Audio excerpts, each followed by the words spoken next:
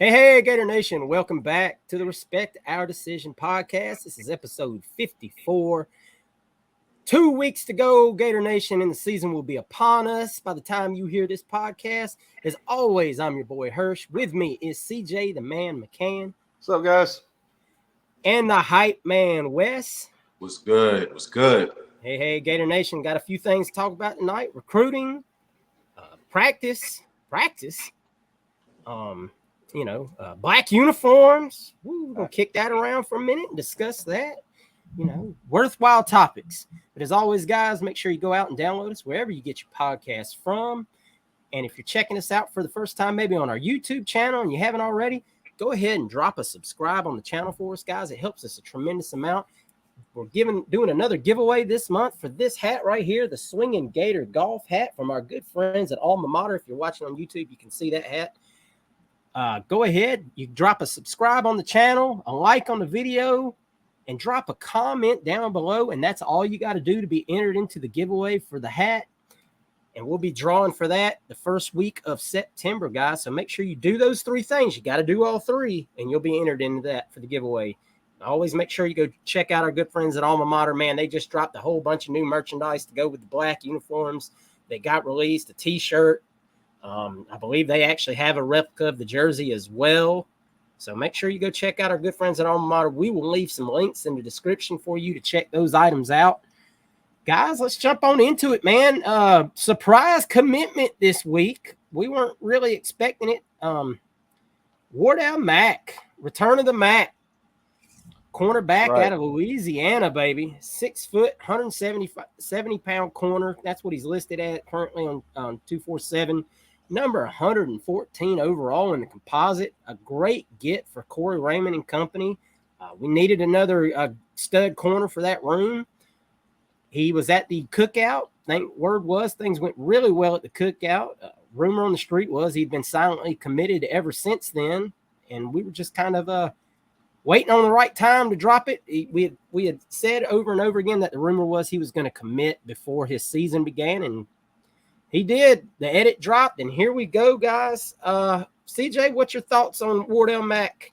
I'm super excited about Wardell Mack. I was always in the camp of I really liked Wardell and I wanted him, but that was just I didn't think we were going to get him because to begin with, it was like he's a Louisiana kid, probably doesn't want to come here, probably wants to go to LSU. Then LSU loaded up with like 15 defensive backs in a class, and then I was like, well, we can cut him here. And then the word was that okay, well maybe the staff isn't as high on him as he, we would think. What have you? All that put to the wayside. He's a Gator now. He's committed to us. They did what they needed to do. Billy Napier really likes him, and that's enough for me, of course. But I did watch film. Naturally, I had to go watch the film on him. The one thing I really recognize about his game is even if he gets beat early on a route, like a wide receiver creates separation, Wardell has a good tendency about fighting back to the football, getting back to the guy, making a play, putting his hand on the ball. Not really tenacious kind of defender as a defensive back. He didn't seem like a kind of guy that's going to get in and get 100 interceptions or anything like that. But he seems like the kind of guy that's really going to make life hard for a wide receiver looking for an easy catch, because he's just not. Even when you've got him beat or you think you've got him beat, he ends up somehow getting back to the ball and then is able to break up the pass. So I really enjoyed what I saw from him. He's got great size, great length, pause. But he's a he's a prototypical cornerback. The size is what we're looking at with his how he's built. Corey Raymond likes a specific kind of build on a defensive back. He fits that mold. Louisiana kids, I like Louisiana kids. I like Louisiana prospects. They play really good football over there. They produce a lot of really guys with a lot of speed, really athletic guys. So I think it's a great addition. I'm excited about it. I'm glad the staff did what they needed to do with all the other gaga that was going on during the day, the night before, Miami putting stuff out there that turned out to be a bunch of malarkey and what have you.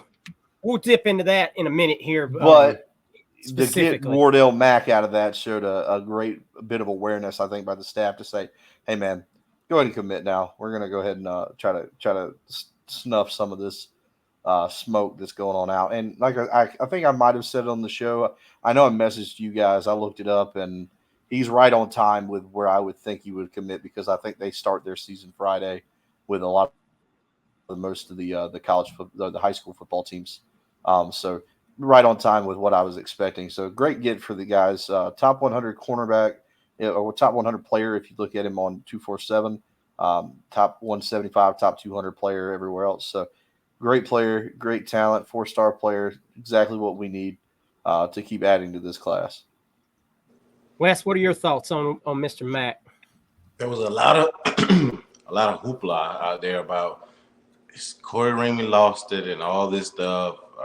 Is Teddy Foster's gonna be all we got, and you gotta love the addition. I was kind of worried about what was going on with our DB class with all the rumors and stuff going on. We all heard it, we all saw it, we all read it, and to get this kid in the class, I kind of mentioned on the podcast before the type of guys that are played slot now. If you can look at our team, Ricky Pearsall, he's mostly been in the slot last year, and he's kind of shifty type of wide receiver. With you need those, to me, the nickel star, whatever you want to call that position nowadays. You need those type of guys that can move with these type of guys that play the slot 9 as far as wide receivers, the Wes Welker types, the Julian Edelman types, those type of receivers that play the slot, and you need guys that can be able to, that has that quick twitch the Ricky Pearsall types. Yeah, the Ricky Pearsall types that can get out of their breaks, and he fits that mold. I know some people are like, well, if he was a little bit taller, he probably ranked higher, and then I agree. CJ may allude to his tape, his film. I like it too. He showed the ability to be able to have that makeup speed. You love that on film. You love how he plays the ball as a shorter corner, similar to myself. How I was, you got to play the ball. You got to know your what your best attributes are. And I love what I saw on film as well, just like CJ said as well. I see him more as a slot corner, not saying that he can't play the outside, but I love to get a highly rated kid, boost the class up more. Still, everybody knows this was my class. I haven't focused on the 25 class yet, but this 24 class is one that I thought was going to be the key to Napier showing me that he was that guy, and this continues to add to what I believe is going to be a stellar class. So love the addition, love this kid, love the film, love his work, and to get a kid out of Louisiana, like CJ just said, those kids are built a little different, and you love to get that kid. Well, one more thing before I forget about it. If anybody's looking for a comparison to somebody they're trying to picture what Wardell looks like in their mind, he's a lot like Duke Dawson. If you remember Duke Dawson playing at Florida, Wardell Mack reminds me a ton of Duke. Duke was only like 5'10", 5'11". He wasn't super tall. He wasn't super big, but he was a great slot corner. Yep. And I think that's kind of like what we're going to look at with Wardell Mack. So if you're trying to get a good gauge of comparison of who you think he's going to play like, Duke Dawson is probably who I'd point to. And Duke, if you don't remember, Duke came after Brian Poole, and he played in between Brian Poole and CJ Gardner Johnson, and then he played very well. He's still in the league now. I believe he just got picked up by somebody. I saw it the other day in Pittsburgh, I believe. It was Pittsburgh. Thank you. Yes, I saw that he had got signed just the other day, as a matter of fact. Just random tidbits that we're going to mention here. You mentioned about boost the class up more, West. With the addition of Wardell Mack to the class, that puts the Gators at 22 commitments. We're still number 3 overall in the country with the score of 283.09. And that is our highest class score in August since 2013. So this class is right on schedule to be over that 290 mark that you always, you want to shoot for if you're looking for a top 5 class. I mean, I know the numbers are starting to kind of to go a little higher now that they do this 5-star plus and all the other kind of craziness that you see as recruiting sites consistently change some of their metrics. But right there where you want to be going into the stretch where you're going to take probably 3 more guys. I mean, that's what they're shooting for, is 3 more. And then you get into, +1 territory, which would be your Jeremiah Smith or prospects like that. And certainly there could be surprise guys like that. But right now, I think you want to look at the focuses are obviously Seaton for the offensive line, who's going to be visiting. His goal right now is to visit for the Tennessee game.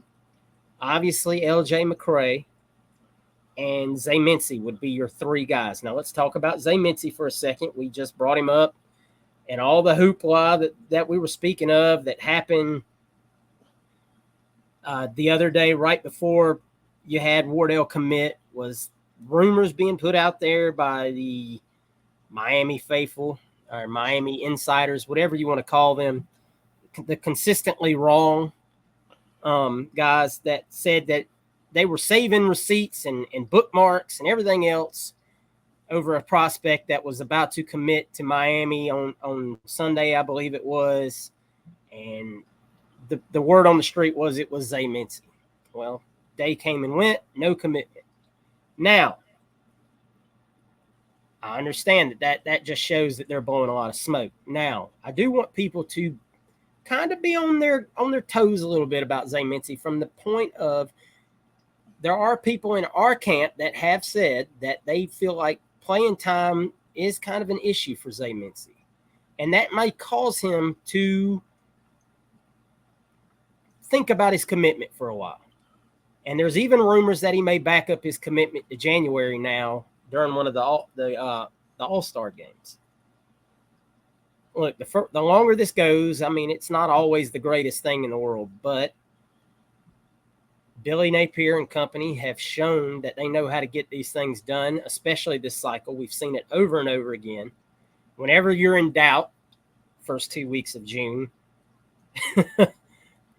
that they close the deal on these kids. So I don't want everyone just thinking that that it's a done deal. But at the same point, I just want people to realize that, that this recruitment's not just as open and shut as we may have thought a month ago. So just let it play out. Let the staff do their job. And I have a feeling that by the end of the things here, by the time the pen hits the paper, that we'll probably be in really good shape with Zay Mincy.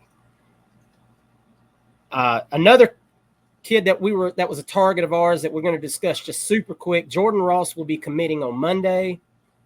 I know that the Gators recruited him heavily back in June. We do not expect Jordan Ross to pick Florida when his time comes to make his selection. Signs point heavily right now probably to Tennessee. I know Texas is kind of looming in it as well. Most people think that Georgia and Florida are not in it, and Florida went a different direction here. And I know a lot of people aren't going to like that. I get it. I know that the mindset is we need all the edge rushers we can get, but you can only take so many kids in the class, and there's a lot of people that don't feel like Jordan Ross has as much upside as Jamonta Waller has. Now we can debate that all day. That's not a decision that we here at this show make. I know Wes would love to have Jordan Ross in this class. I'm kind of like, all right, take who you need to get. Take the guys that you can get and go from there.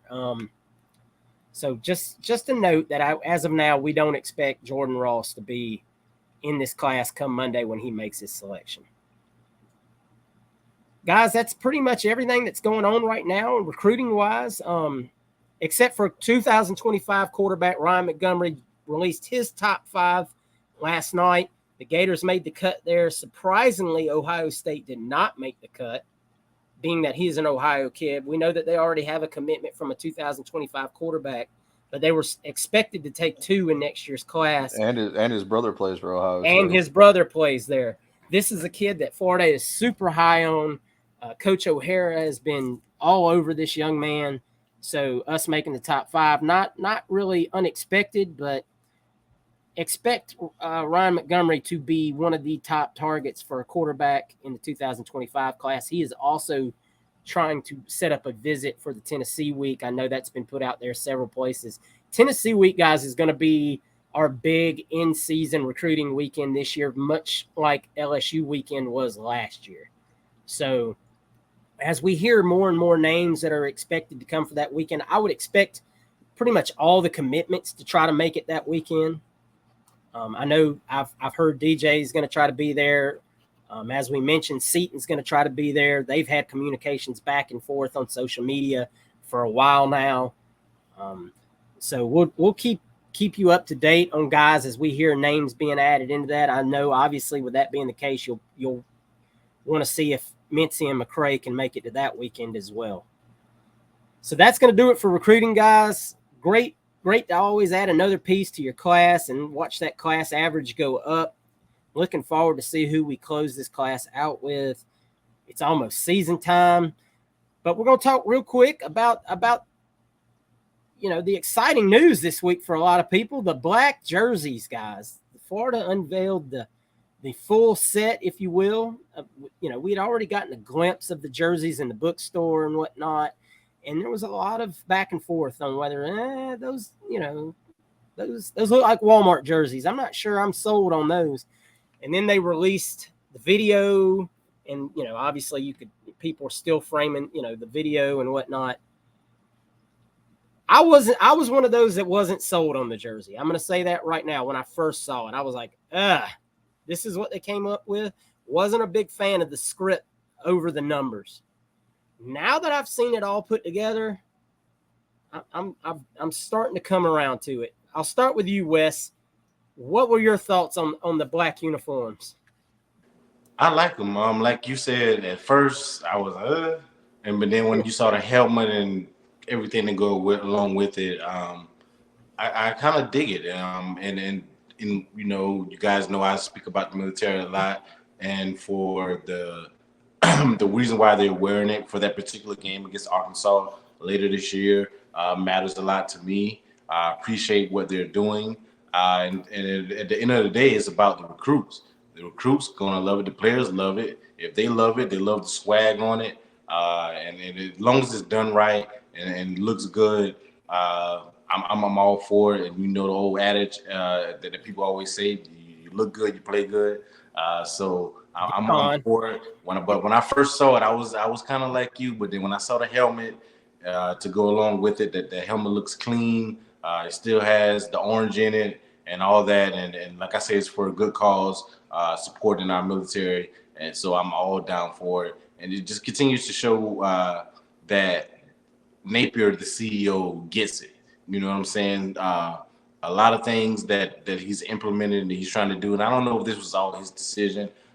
Maybe Scott Strickland probably had a lot to do with it as well. He did the same thing at Louisiana. They did the same exact thing. Okay, so Napier had a lot to do with it. So that adds to my point. What I was saying, guy being the CEO of the program, when you're the head football coach at a major program, you're basically the CEO, like of a major company, and you have to run that company well. You have to engage with the fans. You have to engage with the different smaller parts of fan bases, whether it's charities like breast cancer awareness, all these different things. And the military is very important to me and to this country as well as a lot of people.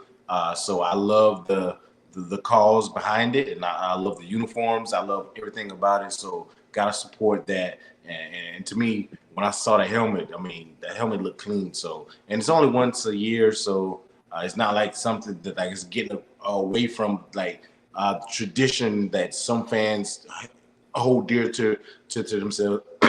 Sorry that cold is still on me, but I ended with this saying that I just love it. I'm all for it. Yeah, CJ, before you give your opinion, for those that don't know, maybe you haven't heard why they're wearing black. It's in support of our armed forces, and after the game, those jerseys are going to be auctioned off with all the proceeds going to to our armed forces. So it's for a great cause. Really excited that they're doing it. So maybe if you want one of those jerseys, you better be prepared to dip in. If you want to go out there and get that Jack Pyburn jersey after the game, you might have to be paying a pretty penny for it. CJ, what's your thoughts? I love the black uniforms. I've been a proponent of the black uniforms. Unlike some folks aren't on the fence, but I like the way the black uniforms look in the basketball uniforms. I like the black uniforms, and obviously baseball. I'm wearing the black baseball hat. I think it looks good. I think it looks intimidating. It looks aggressive. The recruits are going to love that. The players are going to love that. That's the main thing. Even remember when we had the hideous the swamp uniforms, right? Like everybody hated those, but the recruits loved them. Like the kids loved them. They loved those uniforms. They wanted to wear them. They wanted to take pictures with them. And at the end of the day, if that's what we're accomplishing here, then great, awesome. And I understand people are pining for the tradition, but Napier, if you go back and look at the uniform calendar last year, was super into it as far as tradition goes. We didn't have very many alternates at all compared to what Mullen and McElwain had done. So that's the main thing. We didn't get too goofy with it. We didn't try to do anything. weren't reinventing the wheel or anything like that. You kept the stripes. We didn't put any kind of scales on it. There wasn't any scales or like the Atlanta Falcons did with their uniforms where they kind of they kind of like what the gradient red gradient. Please don't say that. You're hurting my heart. Or so we didn't do anything like that, and that's kind of what I was afraid of. But this is kind of what I had in mind. This is what I thought that they would look like. I love the helmet. The helmet looks really nice to me. I wasn't crazy about the script on the chest. Every time I see that, that always kind of feels like high school football to me. But with it not being printed on and being sewn on, it looks a lot better. Yeah, the patch looks a lot better. And then too, we looked at the uniforms. They didn't have all the patches on, even with the video. They haven't been sewn on. There's still an SEC patch that has to be sewn on, and of course the Gator logo that has to be sewn on. So you're gonna have some more stuff going on. There'll probably be some kind of military thing. Right, they'll have a specific patch, something on that, like a helmet sticker. So there's going to be, I think they're going to look really good. I think that they've done a good job. They've been respectful about this. They didn't, like I said, they didn't do anything gaudy. They didn't do anything stupid. The recruits are going to love these things, man. The kids, as far as I can tell, the kids love them. Past players love these uniforms. They've come out in droves in supporting this. And then again, Napier is, when he got here, he said, we're going to use this as a teaching tool as well. So, you're serving two purposes. It's, number one, you're giving the kids what they want. You're kind of helping the players. You're making them feel good, but you're also teaching them a lesson and giving back to your community in the same breath. So it's doing what it's designed to do. So I'm really all for it. I love it. I love everything about the black uniforms. I hope that Arkansas wears their all whites when they play us. They wear that'll be sharp looking. I think that would be a cool uniform combo matchup with Arkansas in the all whites and us in the all blacks. Yes, sir. So, guys, let's just, some practice updates before we jump out of here on this episode. Just a few things. Obviously, the news about Justice Boone has come out and about him tearing his ACL. So, obviously we've lost that young man for the season, and our thoughts and our prayers go up to him as he recuperates from that injury. You never want to see. I know Wes was particularly upset about that. That's his boy. He was hoping for him to have a really big season. And it's a tough loss, guys. It is a tough loss. You can't sit here and say, well, next man. It's a tough loss. We're expecting big things out of Boone this year, but you went out and recruited some good depth. And you got some good depth in the portal. We expect Tyreek Sapp has moved over to that position, and he's going to get some burn there. Kelby Collins, obviously, is going to be in the mix. Jack Pyburn is a guy that they've said can play that. He can play either side. So you've got flexibility there. You've got rotational pieces. They've even mentioned that Caleb Banks could play there if needed be. So you've got the pieces to go to that spot where you can, you're not, at least you have depth is what I'm saying. You're not going to be stuck with two guys that are just going to be gassed by the third quarter because you don't have the pieces to rotate in and out. Wes, what do you want to add to this? Just about Boone, the man, the young kid. Good young man. Yeah. He came down here. He played at my rival high school, so that's like 15 minutes away from me. Everybody knows how high schools are. Everybody's 15 minutes away. I could probably get to his high school before I get to my old high school. The kid came down during the summer and did a thing at our park, which is called Dillon Park, with the kids. So he came and gave back. And he's not an NFL type player. Well, he's not an NFL player right now.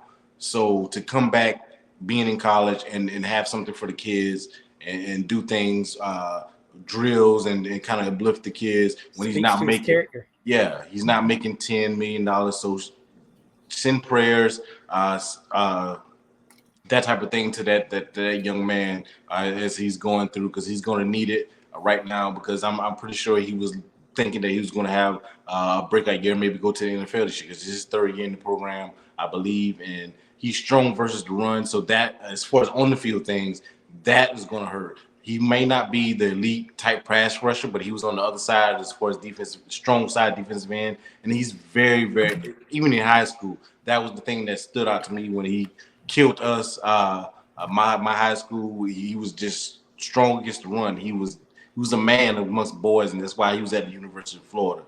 And I just want to give him his kudos of what the type of guy he is, and let you guys know that's a big loss, because he has good character. From what I've heard and what I've seen and things he's done back here in South Carolina. So if you're on Twitter or Facebook or Instagram, just send him your prayers and wish him well wishes during this recovery, because he is a good kid. He has good character. So it's a big loss on and off the field.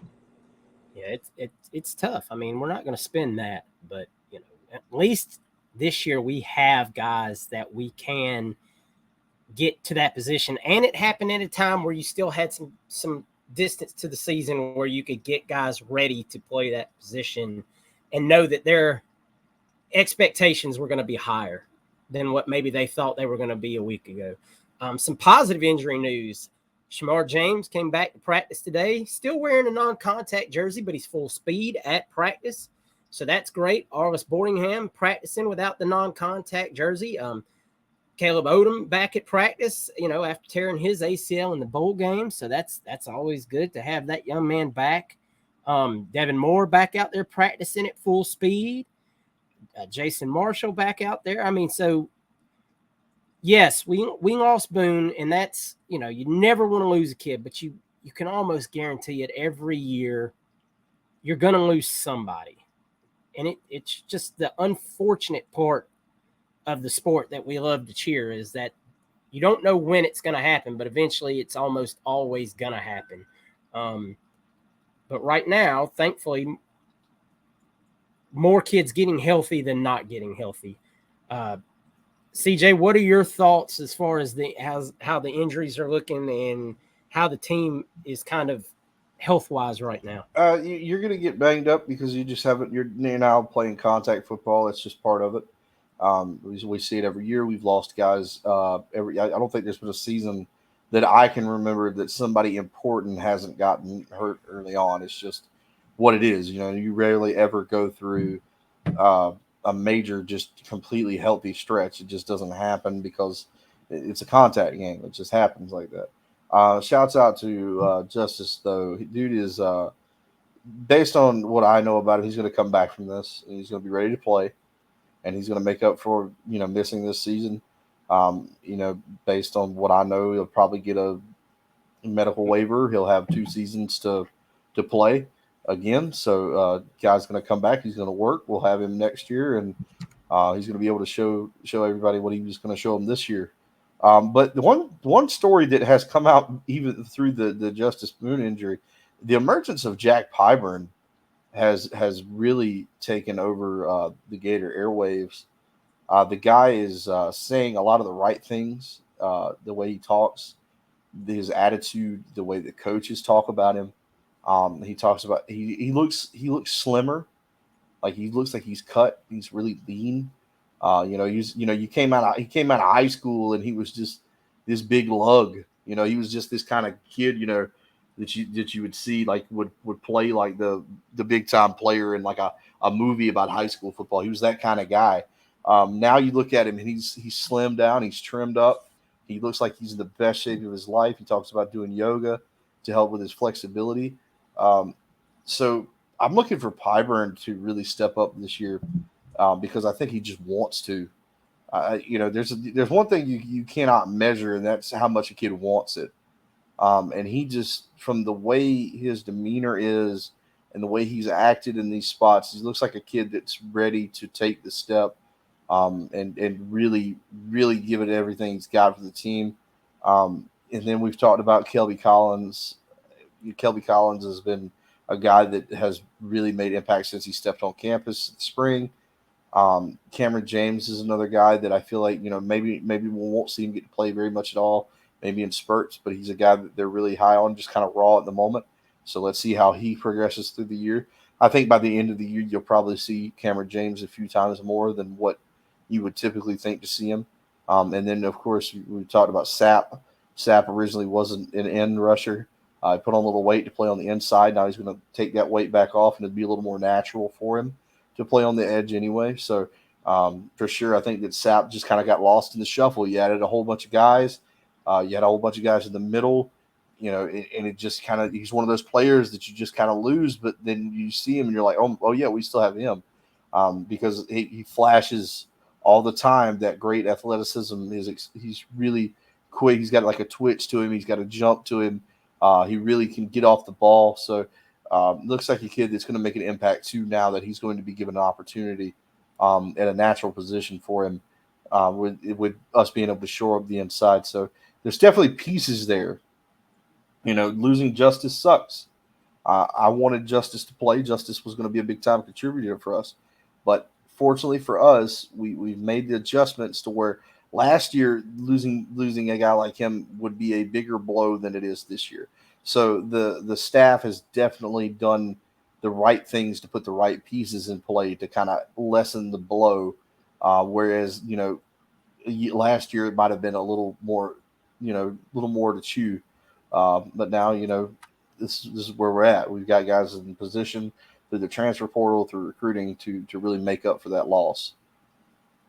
Yeah, I really think by the time Jack Pyburn leaves the University of Florida, he's going to be a fan favorite. That's why I said you may want to get ready to start bidding on that Jack Pyburn jersey when it goes on sale after the Arkansas game. One other piece of quote-unquote news that broke last Friday was Billy Napier naming Graham Mertz starter. Obviously, unless you just really thought that was a real thing, that it wasn't big news to you to hear that Graham Mertz was named the starter. I think everyone pretty much knew how that was going to go. Jack Miller has not been practicing pretty much at all this week except on the side. So Max Brown right now is your number 2 quarterback. I know a lot of people want to see Max get into a game and see what he has, but given what the notes that most everybody got out of the scrimmage, Graham Mertz looks like he is in firm control of this offense. Not exactly throwing the ball down the field, but making the passes that he needs to make. And that's something we've talked about over and over again on this show, that we just want Graham to make those smart passes, to connect on those slants, on those comeback routes, short intermediate routes. Just move the ball down the field because we're going to run the ball. I mean, you know that. So hopefully you're in position where you can get that 6-7 yard pass if you need it, especially with these weapons that we have in Pearsall, Wilson, Gene, Douglas. So, and even Boardingham, if he's hopefully he's healthy and ready to go, then the mismatch that he's going to create with some guys. The news on Graham Mertz is very encouraging. Not so much the quarterback news out of Utah, depending on who you want to believe right now. The news came out this week that their backup quarterback sustained an injury, and if you believe the reports, it was a lacerated liver, and that young man, he could miss the whole season. So I know Billy Napier is not a dumb head coach. He is going to prepare as if Cam Rising is going to start this game and play. And to be honest, a lot of us kind of hope that he does, me included. I hope he does play, because I know that he's going to lose half of what makes him so effective, and that's his ability to scramble. I just don't believe he'll have that if he plays. And therefore, Coach Armstrong is just going to dial it up on him. And that's what we want to see. Yes, Wes? Mass, you both a question before we head out. Do you want the backup? Because that will be the third guy. Do you want the win, or do you want to see Cam Rising, maybe limited because, like you just alluded to, he maybe not be able to be as mobile? Or do you want the win? Do you want to see them at their best with Cam Rising, and maybe he's not as mobile, but he can still throw the ball? Or do you want the win knowing that the third string quarterback is playing? I asked both of you that questions. Here's the thing. I know they got great running backs. I know they can run the football. I just want to see us go up. I don't care who it is. And I'm going to be very, very honest with you. Because like I just said, if Cam plays, he's not the same quarterback that came to Gainesville last year. You're not seeing the same effectiveness out of that young man, even if he's, obviously he knows the offense better. So from that standpoint, he's still probably better than the third string quarterback. I also know that they have a phenomenal freshman quarterback on that bench that they really think a lot of. That was an Elite 11 quarterback that they say they're going to have packages for him regardless of what happens. I just want to see the defense go up there and play like a Florida defense is supposed to play. And whoever is under that center, I want to see them having to run for their life, especially on third downs. That's what I really want to see. I want to see us on third down instead of playing soft and hoping they don't get it. I want to see a quarterback having to run and just throw the ball away like Gator defense is supposed to treat them. CJ? I don't care. I don't care who the quarterback is. Just win the damn game. Like that's it. We won the damn game last year with Cam Rising at full strength with a defense that was porous at best. We can still beat them again with Cam Rising. We've shown that we can do it. I don't care who plays quarterback. Am I sitting here and telling you I'm guaranteeing us to beat Utah? Hell no. But I am telling you that we have the capacity and the manpower and the team to beat them again because we've already done it. So I don't care who the quarterback is. I don't care. You put Cam Rising, you put Phoenix Rising, you put Phoenix Arizona Ice-T. I don't give a damn who goes out there and plays quarterback. I don't care. I don't care if they dig up Kenny Stabler. Go out there and beat that football team. But I want you to know I'm laughing there what CJ just said. Go ahead, CJ. Go ahead. I can't. Deep Rising. I don't care who you. I don't care. I don't care. Go out there and win the damn football game. Beat who's in front of you. It doesn't matter. Show me my opponent. That's it. Some other things that are of note about going out there. Obviously, a lot's been made about going to Utah in the elevation. Billy Napier has said that they've been talking to their to the doctors and whatnot around there and coming up with a plan on how they wanted to combat that.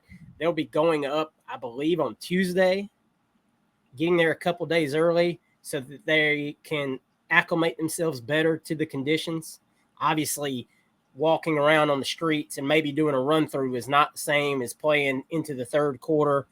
I mean, it'll have an effect. Don't get me wrong. It'll have an effect. It absolutely will. But remember, this is not the team last year that we only had a 2 deep. This roster is deeper. If guys need to get out to get a blow, you have talent behind them now that you didn't have. While maybe unproven talent, you still do have football talent behind him to bring onto the field. A good rotation, especially on that defensive line, which last year we didn't have at all.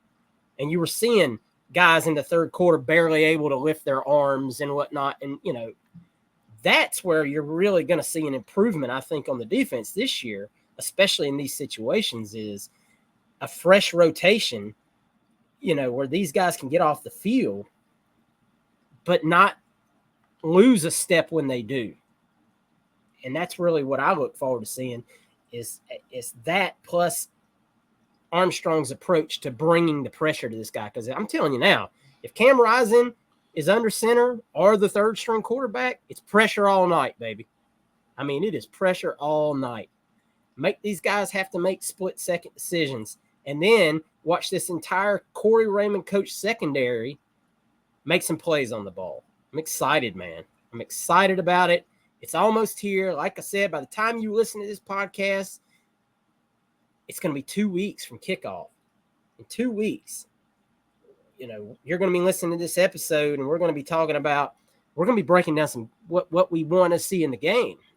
I mean, it's almost here, guys. I mean, it's time to get excited. Just get to the game, keep these boys healthy. That's all we can ask right now, man. I'm tired of practice reports. I'm tired of just seeing people talk about, oh, well, Graham Mertz hit some nice slants today, and Montrell broke one off long at the end of practice. I don't care anymore. As long as they're healthy, let's get to kickoff. Yep. All right, guys. CJ, is there anything you want to add before we jump?